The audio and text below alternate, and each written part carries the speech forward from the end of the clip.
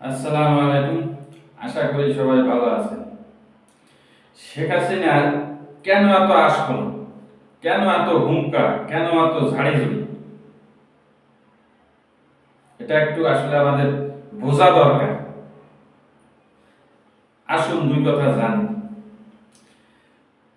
আমাদের গ্রাম বাংলায় একটা কথা আছে যে ছাড়া গরু বান্ধা ঘাস খেতে পারে না। শেখ হাসিনা এখন যেখানে আছে বলতে গেলে একটা জেলের মতো, সে জেলে না থেকেও জেলে আছে, এরকম অবস্থা। সারা পৃথিবী থেকে সে আলাদা। শেখ হাসিনার মতো একদম পাওয়ারফুল মানুষ, শক্তিশালী মানুষ, একটা দেশের প্রধানমন্ত্রী, যার কথায় 18 কোটি মানুষ চলছে, যাকে লক্ষ লক্ষ মানুষ সমীহ করছে, সেই মানুষটা আজ যদি গৃহবন্দী থাকে, তার কি ভালো লাগবে? সে তো এখন বলতে গেলে এক প্রকার মানসিক রোগী হয়ে গেছে। ওই যে বললাম ছাড়া গরু বান্ধা ঘাস খেতে পারে না। সে মুক্তভাবে বাংলাদেশ শাসন করছে, তাকে কেউ বাধা দিতে পারে না কোনো কাজে। তার যেটা ভালো লাগছে সেটা করছে। আর সেই মানুষটা যদি হঠাৎ করে আটকে যায়, তার কি ভালো লাগে? সে তো মানসিক রোগী হয়ে যায়।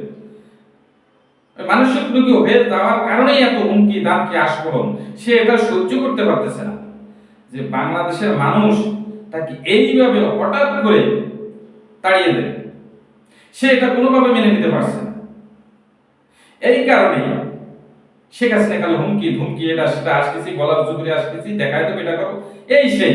আসলে এগুলো সব ভুয়া। কারণ একটা প্রতিষ্ঠানে যদি একজন বড় টপ লেভেলের কর্মকর্তা দুর্নীতি, তার ছেলেবেলা দুর্নীতি করে, আর শ্রমিকরা যদি তাকে সবাই মিলে তাকে তাড়িয়ে দেয়, তার তো অন্তরে জ্বালা যে আমি চলে আসলাম জাগো জন্য, তারা সেখানে আছে, আমি নেই। তাহলে সেটাকে মেনে নেওয়া যায়? এই কারণে শেখ হাসিনার এত আশফল। এদিকে যদি আপনি ভারতের কথা চিন্তা করেন, ভারত তো চায় না একটু বাংলাদেশ শান্তিতে থাক। এই কারণে শেখ হাসিনা নাকি ট্রাম্প কার্ড হিসেবে ব্যবহার করছে। যে শেখ হাসিনার এই যে বক্তব্যগুলো পাবলিশ করছে কিন্তু ভারত, যাতে বাংলাদেশ একটু টেনশনে থাক। শেখ হাসিনা যার এই দেশে আসবে না, আওয়ামী লীগের রাজনীতি যার হবে না, এটা ভারতও জানে।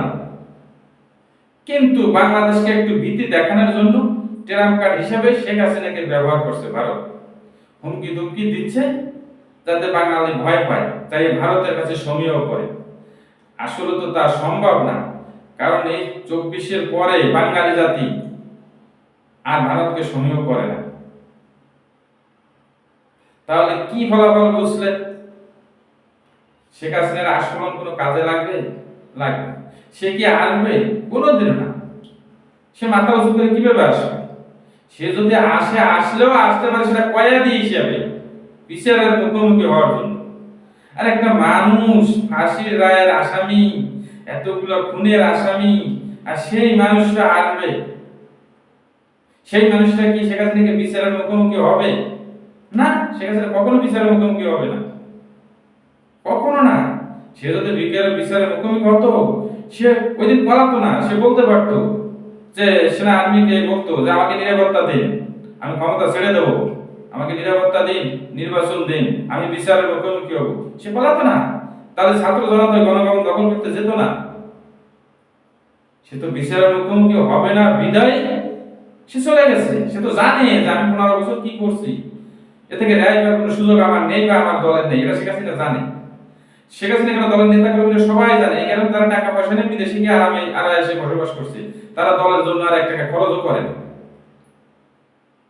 তাহলে এত কিছু থেকে শেখ হাসিনা তার কি মাথা ঠিক থাকে? সে তার পাগলের মতো প্রলাপ বকতেছে, প্রতিশোধের নেশায় বেপরিয়া হয়ে যাচ্ছে। দল সে ক্ষমতাও কারো কাছে হস্তান্তর করছে না, দলের নেতৃত্ব ছাড়ছে না, কারণ জানে দলের নেতৃত্ব ছাড়লে শেখ হাসিনা তার পরিবারের 14 গোষ্ঠী আর এই দলের কোনো দায়িত্ব থাকবে না। আর যদি দায়িত্ব ছাড়িয়ে দেয়, যদি ক্ষমতায় আসে যে প্রতিশোধ নেব, সে চান্সও থাকবে না। আসলে তো সম্ভব না কোনো কিছুই। তার মাথায়, শেখ হাসিনার মাথায় এখন কোনো কিছু কাজ করছে না সঠিকভাবে। সে প্রতিশোধের নেশায় এত বেপরোয়া হয়ে গেছে। সর্বোপরি বিষয় যেটা আমরা বুঝতেছি, শেখ হাসিনা ফিরে আসা সম্ভব না। আশা করি সবাই ভালো থাকবেন, সুস্থ থাকবেন। আজ এ পর্যন্তই। আল্লাহ হাফেজ।